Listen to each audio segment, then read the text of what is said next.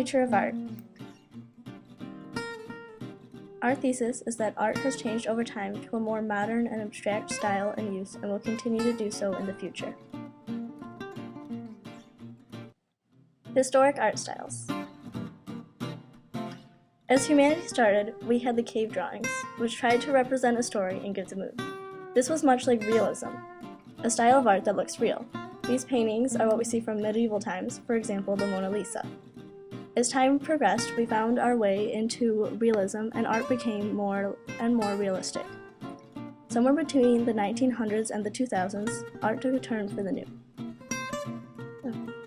Historic artists.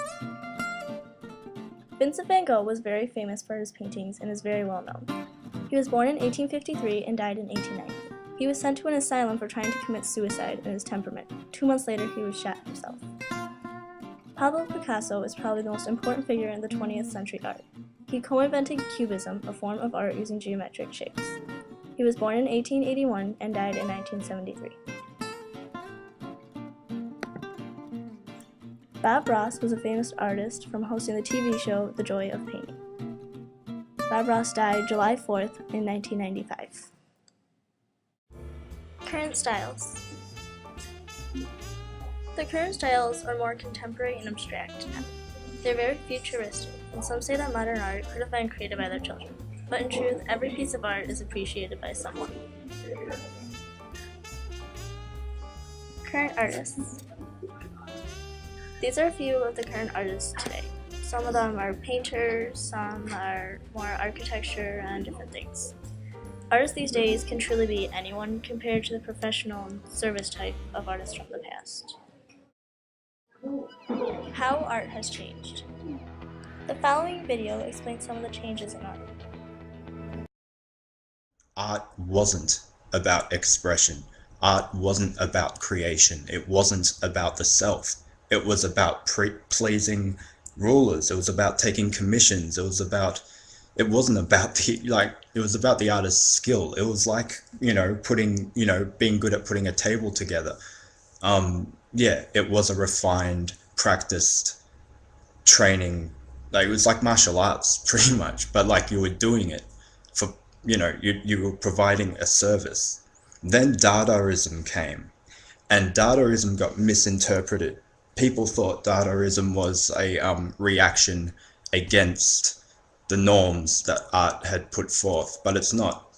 Abstract expressionism to me was more of a reaction. Dadaism, and it's always being misunderstood. Dadaism was when people got back from the war, they saw beauty in nothing. When they approached the piano, they didn't want to play a Mozart sonnet anymore, or a song. They didn't want to play it. They wanted to smash the piano into bits because beauty was completely lost. That's how the artists felt. And people latched onto that and they're like, oh yeah, they're so rebellious. This is anti-art. It's not anti-art. It was a movement of self-expression, and that's all it was. And from that point on, that's what art became. These next two pictures are an example of the changes in art. I'm going to explain the comparison by Robert Bearson.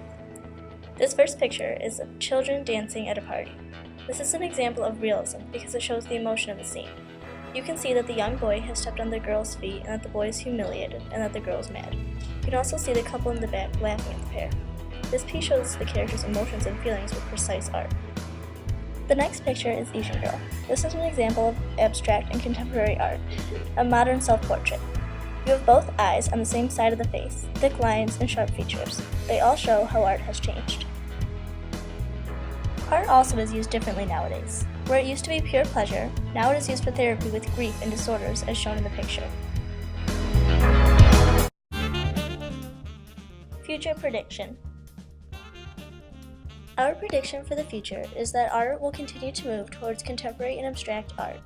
We will find more and more ways to use and incorporate art into our lives. Conclusion.